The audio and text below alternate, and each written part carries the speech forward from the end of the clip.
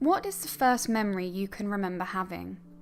For most people, they would reflect back to fond memories of receiving their first bicycle, stabilizers included, or that time their big sibling pushed them over and they cried and cried until their doting parent fixed the problem with the help of ice cream. Others have sad initial memories, such as the death of a loved one, or a breakdown in relationship between their parents.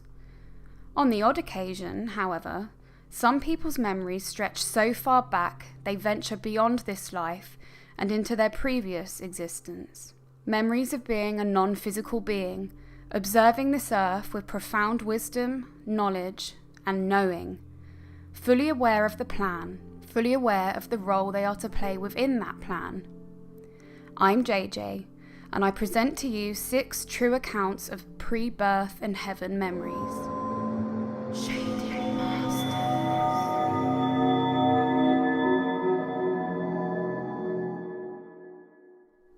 Number 1. A job that nobody else wants. Posted by Dave B. I used to think I was the only one that had memories of before we were born, but I have found out that I am not alone. There are many who remember. Over the last 5 years or so, I've started to remember more. It comes a little bit at a time, in flashes. I don't know why I've started to remember again, but I can only think that it is because I have resolved to try to remember. When I was a child, I remembered quite a bit, but the memory has faded a bit throughout the years. I have tried telling people, and they all thought I was nuts. The first time I tried telling anyone, I tried telling my mother, and I even proved it to her by telling her things about her that I couldn't have known because I wasn't born yet. I'll get into that later. I have told my pastors, and they kind of patronize me. They don't come right out and say it, but I know they don't believe me. It is very frustrating trying to tell someone something you remember and they just laugh and change the subject. The main things I remember is, I remember being in heaven before I was born.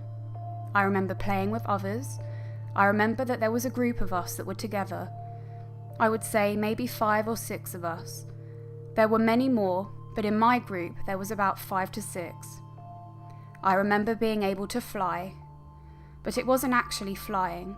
It was more like swimming through the air, as if I was swimming underwater. I remember one time I was flying and down below me was a river and the landscape was extremely beautiful. Lush green grass, tall willow-type trees of purple and green and orange.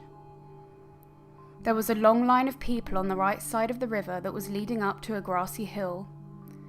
On that hill, there was a white building. I don't remember ever going into the building, but I knew that God was there.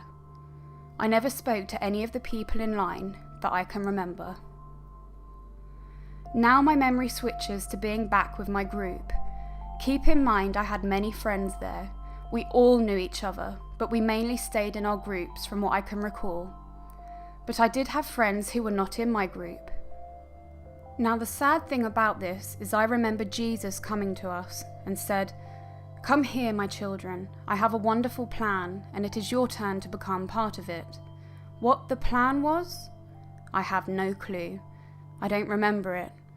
But when I read certain parts of the Bible, something clicks and it sounds very familiar to me, as if I had heard it before, but not on earth. I remember all of my friends being chosen for missions on earth, and it was a very prestigious thing to be chosen. All of my counterparts in this pool of spirits were all being chosen and sent to earth to fulfill their assignments. I was not chosen. I don't know why, or at least I don't remember why. I think it had something to do with the fact that I served a purpose in heaven already. What, you ask? I so wish I remembered that. Anyway, I begged and begged the Lord to let me go. I wasn't lonely because I was in the presence of the Lord, but I was kind of jealous, I guess you could say. I so much wanted to be a part of the plan and have the same reward that awaited my counterparts upon their return. Finally, Father agreed to send me. He gave me an assignment that to this day I don't remember what it was, but it was one of those things where, like, a prospective employer would say, "We don't have anything in the area of your expertise, but we do have this job that nobody else wants." I just have to laugh at that because it sounds so stupid, but it's the truth. That is the job I took, and I feel like I'm failing miserably because I don't even remember what it was that I was supposed to do. Sometimes I lay in bed at night crying because I want Father to remind me what it is that I'm supposed to do, but he won't. When he finally agreed to send me, he showed me the earth and he pointed to earth as we observed it from heaven and said, "You know what to do."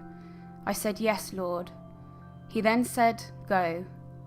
Then I came to earth. At this point, I remember other things. I remember being in my mother's womb. I remember hanging upside down with something under my knees, like hanging on a set of monkey bars, but I realised years ago that that was my umbilical cord. Funny. These are the things I told my mother about her that happened before I was born. When I told her, I was about 9 years old. I saw her and my father driving to Mount Rainier in Washington State in an old 1956 Chevy. It was white on baby blue. The right rear tire went flat on a mountain road and there was a cliff next to the road. I was hovering in the middle of the air watching my father replace the flat tire. This happened when my mother was pregnant with me, but I hadn't entered the womb yet. I was kinda just hanging around, I guess you could say. Anyway, when I told my mother this, she denied it and insisted that it was just a dream. But a few days later, I overheard my mother talking to somebody on the phone. I believe it was my dad. She was talking about what I had told her, and then I heard her say, "But I just don't understand how he could remember these things when he wasn't even born yet." Aha, confirmation. I'll back up about 2 years now, when I was about 7 years old. My grandmother suffered from multiple sclerosis, so she was often not feeling well. We went to visit her. I was standing at the foot of her bed and looking at her with my mother and grandfather at her side. All of a sudden I got really dizzy and heard a rushing sound, like rushing water. I passed out. I wasn't sick, I had no fever, but for an unexplained reason I just passed out. When I was out, I left my body. I was swimming through the air again. I loved it. It felt so good to have that feeling again. When I returned to my body, I woke up on the couch with a cold, wet washcloth on my forehead. I was confused and disappointed that I was back. I got up and felt fine. From that point on, I learned how to leave my body on command. I was able to do it up until I was about 13. After that, it stopped.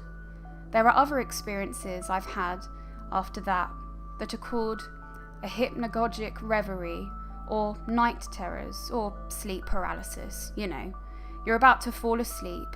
You're in the in-between stages of wake and sleep and your whole body stiffens up. You can't move, you can't speak. A feeling of fear comes over you, terrifying fear. Sometimes you hear voices, sometimes you feel a presence in the room, someone touching you. Sometimes in places where people shouldn't be touching you. Sometimes you will feel someone sit on your bed, etc. All I know is I have these memories and they are as real to me as the memories of my babies being born. I think there is more to this existence on Earth than we are willing to admit. I plan to investigate all possibilities, to see the big picture and not just the limited views of others. I'll find my answers. With the help of my God, forums like this, and a few good friends. Number 2. Memories Before I Was Born, posted by Daniel W. I remember distinctly before being born, as I was waiting patiently for what vehicle I would use, my future mother had an abortion. I felt very sad, but I overheard a couple talking about having a baby. I could see them, could see what they were wearing and where they were. The site was located in Havana, Cuba, between the old zoo and a place called the Forest of Havana. There is a park with benches. At the time, I was suspended above the couple somewhere and I could hear the conversation very magnified. That's when I floated directly over to hear the details. Afterwards, I felt how much they loved each other and how they wanted a baby. I could feel their emotion internally. I decided I wanted to be with them, although we were going to go through some hardships. At the moment I made that decision, I felt as though a vacuum sucked me in, and it was like I went to sleep until a couple of days after I was born. After being born, I remember that I tried to speak, but all I could hear were screams. I then saw the face of my present mother and guessed she was the one I saw that day. Once I could physically talk in this life, I told my parents about the experience. When I told them the story, they remembered being at the zoo but could not remember what they were wearing. I went to the closet and took out the clothes. They went into shock when they realized that I recalled their exact conversation. When I was 16, I met a friend of my mother's who came to the house. I recognized her immediately as the person who was supposed to be my mother in this life. I told her about the man who would have been my father and about her abortion.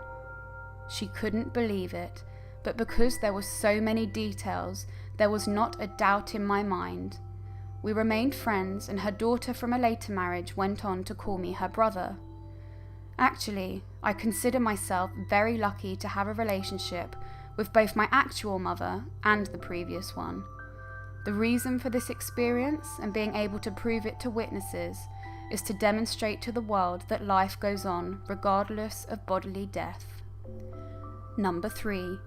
Diving into my body, posted by Christian. When I was young, less than 5 years old, I distinctly recalled pre-birth memories. At the time, it seemed natural to me that I had these memories from before I came to this reality. The following is difficult to describe, but here goes. I recall experiencing a pre-birth waiting period, and then subsequently reviewing a vast mental flowchart of my new life. I had a deep sense of what this life would be like, how long it would feel like when I was in it. It was going to feel very long. How I might experience different stages, and how likely it was that I might experience certain events. I remember being very excited about the life. I do not recall actually deciding to accept it, but I do remember being instructed clearly to dive in, to the body, with all my energy, with full commitment in order to have the proper connection. I had the sense that, in a past attempt, I failed to dive in properly, having hesitated due to the strange sensation of becoming immersed in it, and that I had learned a lesson in that previous failure. So I did dive in this time with all my energy committed, and as I did so, I remember a vast bubble that can only be described as a veil or a black space of restricted knowing coming over me. It was extremely strange, uncomfortably strange, and I remember responding in fear. I recall trying with all my might to leap back out. I couldn't do so, but then I felt a great sense of amness for a brief moment, almost as if to calm me, telling me, "This is still what you are." Later, when I was a young child, I would occasionally try to draw upon the flowchart memory to see what I should expect, though my ability to do so greatly diminished as I aged. Also, one other memory on a related note. When I was 3 and 4 years old, I distinctly remember expecting that others could feel the emotion that I was experiencing, as though this was a natural ability for everyone. One day I was dancing to music for a house guest and they walked away unimpressed. At that moment it dawned on me that she could not feel what I was experiencing, and it was a huge realization of what a strange place I was now in. Number 4. Remembering Heaven, posted by Anonymous. All my life I have remembered not only my birth and that of my twin brother, but I have also remembered very small glimpses of what I left behind. As a Christian, I realize that there is a heaven, but I clearly know what it looks like due to this amazing memory. First, the place is incredibly beautiful. I remember there are fantastic paths to walk on, a lot of green grass, shady trees, ponds, lakes and fountains. There are buildings that are beyond belief in terms of architecture. Also, heaven has a real atmosphere. There is a bright light like you associate with a sunny day and blue skies. There is no darkness, but sometimes the atmosphere changes to a nice, peaceful sunset kind of glow. I remember there were a lot of people there having fun, moving about, sitting on the perfect grass near the water. The houses there make our houses here on earth look like nothing. Heaven is a real place, and everything that is lovely on earth is patterned after what already exists in heaven. Heaven is the original. When we go back to heaven, it is going to be like a homecoming. I remember walking down a path with an individual to my right. We weren't talking, but he was explaining things to me that I can't recall. We came to a place where a number of people were standing around. They were all beautifully dressed and exuded an incredible love towards me. We were standing in front of some kind of opening that looked almost like the mouth of a cave. We were waiting for someone whom I loved very much. Finally, this person arrived, and there was a tremendous sense of peace and love associated with him. I realize now that it was Jesus Christ. He came over to me and just looked into my eyes. His eyes are difficult to describe, except that they radiated pure love and peace. His love is beyond what words can express. Then I noticed that there was an individual who was going to escort me into the cave-like structure. Perhaps this is the same tunnel that NDE people recall. I believe that we have to go through that same tunnel to be born. I remember entering this dark tunnel and being escorted by a being who also exuded love and peace. I noticed the presence of others in the tunnel also, but could not see what they were doing. Finally, I remember looking at my small body, and next thing I remember, I was being born. I also vividly remember that someone showed me to my mother from the right side. Strangely, there were a couple of instances where I was out of my baby body and was able to watch the entire operating room. Then I went back inside my body. Lastly, I remember lying in the incubator, and the being was still standing next to me, projecting that incredible sense of love and peace. Then this being, who must have been an angel, began to leave. I felt cold and alone. I didn't want this being to leave. I also noticed another baby who I knew was the same one that was with me inside my mother. It was my twin brother. Through the years, I often think about this experience and how blessed I was to have the chance to remember where I came from. This is not about religion, but about reality. Jesus said that he was going back to heaven to prepare a place for us. There are beautiful places there already, but he is building something so awesome that we can't even begin to imagine what it looks like. Number 5. Preparing to be born. Posted by Anonymous. I don't remember any details of a past life, but I do remember being in another realm and deciding to come back here. I saw the opportunity to be born as the person I am now, and I wanted to be born because I felt sorry for someone here, probably my mother. I remember thinking that I could help her and that I was strong enough to survive another life here. I wasn't forced to come back. I could have stayed where I was as long as I wanted to. The being I was talking to wanted me to wait and come back here at a later time. Other beings said that I might not survive, that I might not be able to return to that other realm after being born here. They told me that I might be destroyed or get lost. I told him that I knew I hadn't done well the last time I was on Earth, but that I was stronger and had learnt much in the time since then. It had been a long time since my last life, and I was sure I could handle a new one. Despite their misgivings, I was allowed to come back. I remember telling my cousin about all of this when I was 3, but my mother thought I was telling stories. I never mentioned it to her again. I was brought up to be an atheist, and I still am an atheist because there was no sense of a God in my memory of that other realm. Although there was an authority structure, we were all the same types of beings. I was brought up to think philosophically, but not spiritually. And yet this memory, which does not fit into anything I was ever taught, has always been with me. There are just a few things about this other realm that I remember strongly. There was no colour. It wasn't white or black. Colour just wasn't a factor. Also, I was female, and these other people were male. It seemed strange to me that in that place there were distinctions between male and female entities. We didn't have bodies. I can't make sense of that, even now. I remember referring to the fact that I had lived as a human before, but I do not remember any of my past lives, except that once as a young child I remember seeing a bird and thinking, I liked being a bird. I felt nostalgia. I remember being born. I was 6 weeks early. I remember thinking, in English, in a jolt of panic, it's happening, something's gone wrong, I made a mistake. I remembered the warning I'd been given not to come back, and I was afraid that I'd overestimated my ability to survive here. I was determined not to fail so soon, and I pushed myself to get out. I think that without that memory to spur me on and that feeling that I had something to prove, I would have died during birth.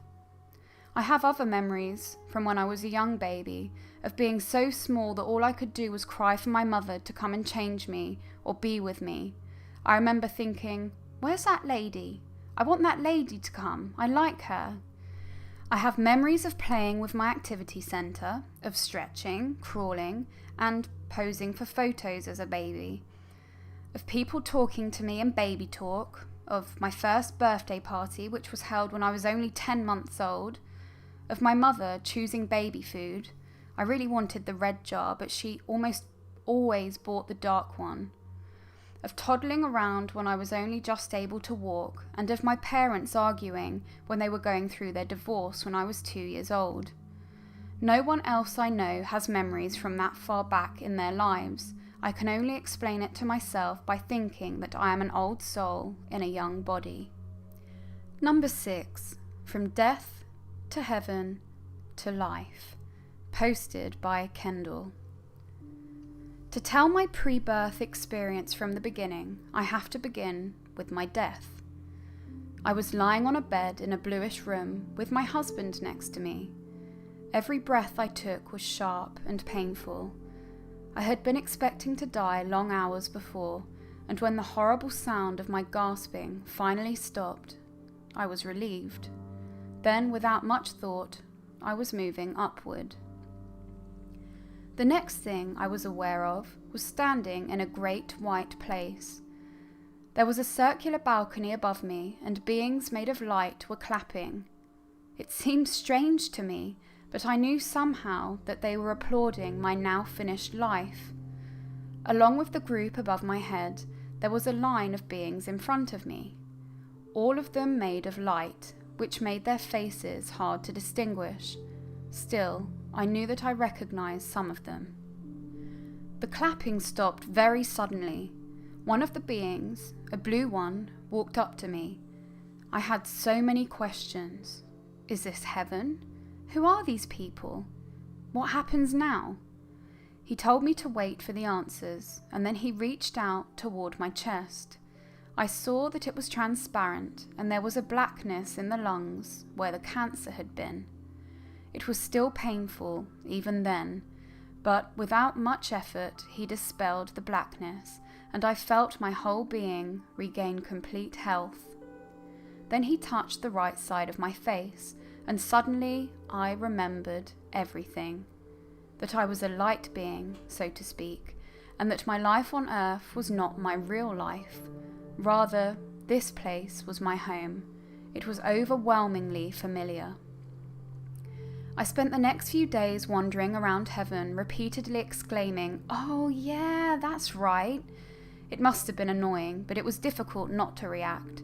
Everywhere I went, I recognized people, places, buildings, rivers, trees, and I recognized myself in a way that I hadn't before, a way that was so complete that looking back at it now, I only recall a vague shadow of that self-awareness. Like our world, heaven is not one place, but many. I recall 2 places which were on a level different from my own. Other than that, my memories are relegated to the specific city I lived in. It was set around a bay and had tall palm trees, plants, and many paths and rivers that ran alongside them. The paths were so many that I actually got lost and had to think myself back onto the right road. No one has to walk because in that world we can travel by thought. But because it was so pleasant, we almost always prefer to walk to a destination rather than simply arrive. Everything everywhere is made of light, and the colours are so intense that memories from Earth seem strangely colourless. Many people have houses, but usually we choose to live with housemates. I don't think it's because of lack of space, but rather a desire for company. Plenty of people simply sleep outside. The weather is always perfect. Bugs will never bite you, nothing gets dirty, so there's no reason not to stay outside. Dark doesn't really happen, but the sky will at times turn dusky pink or purple, and that seems to suffice as nighttime. I remember being sort of tickled by it, like, oh, is it evening now? Who decided that? Anyone who remembers heaven will tell you about the water. It's incredible. The way it moves, the sparkle and transparency, the rainbow of colours. Imagine something so beautiful that even though you've seen it for hundreds of years and spent whole days staring at it, its beauty is still so astonishing that looking at it while walking will actually stop you dead in your tracks. I remember being late to meet someone because this once happened to me. Although I don't remember much about the greater cities, there were definitely places of learning.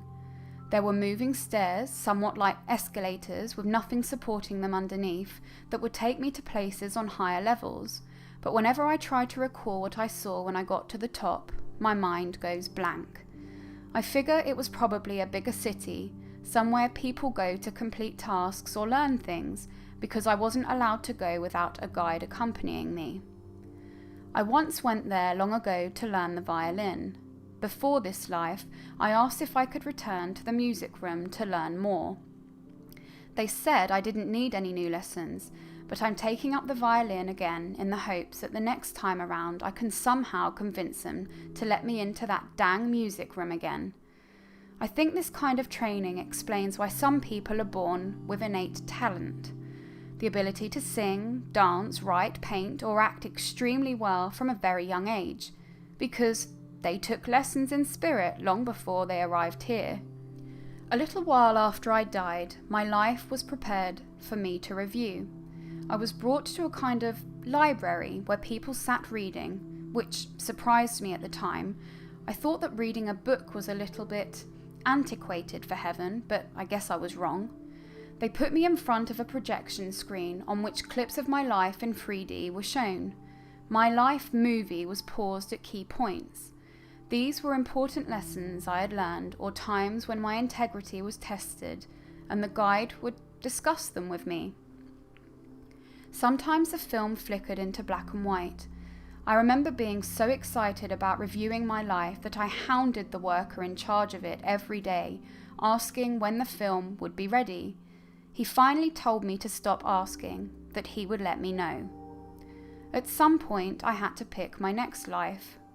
I was brought in front of another screen that had 6 lives displayed on it. It was like watching movie trailers of 6 people, scenes played from their childhoods, their struggles and triumphs. A guide stood next to me and answered my questions about each life in order to help me choose one.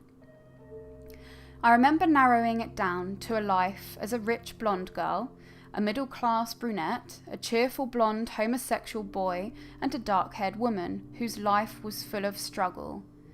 Because I could learn more, the guide pressured me to choose the life of struggle. However, I declined because lives that seem easy and sweet from heaven are usually more challenging when you're the one who has to live through them.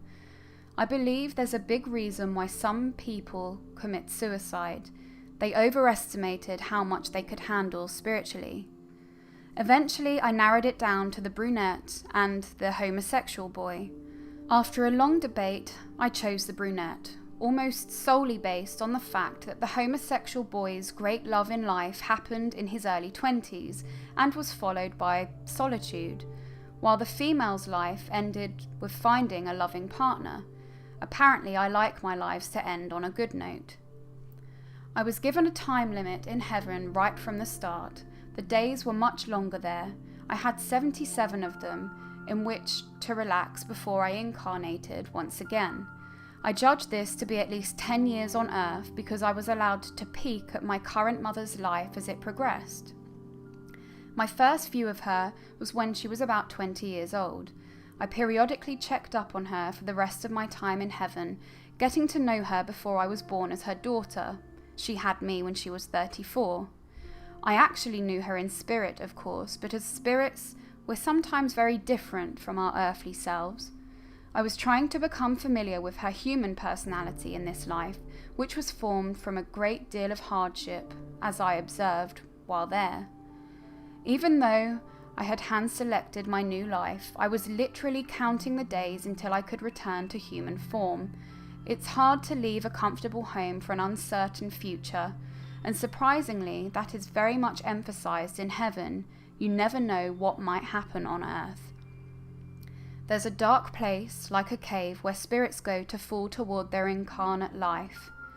Before you enter, a group surrounds you, blessing you and praying that everything will go as it was divinely planned, but of course, there are no guarantees.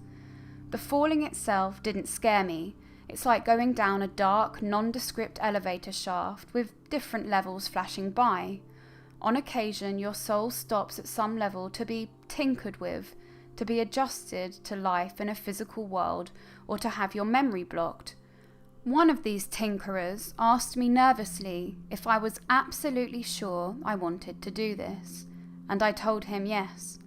I was excited to be living again. And that leads us to the end of this video. What are your thoughts on the 6 stories you've just heard? Do you believe there is a chance that these are actual accounts of real events? Maybe you've had your own experience, but have never had the chance to talk to anyone about it. Either way, we'd love to know your views, so please comment down below. We're also always looking for new content, so if you have a story you'd like to share, please drop us an email at the address provided. If you enjoyed today's video, please like, and if you've not already done so, subscribe, and remember to ding that bell to receive notifications so you never miss a moment with me. For now, however, JJ out.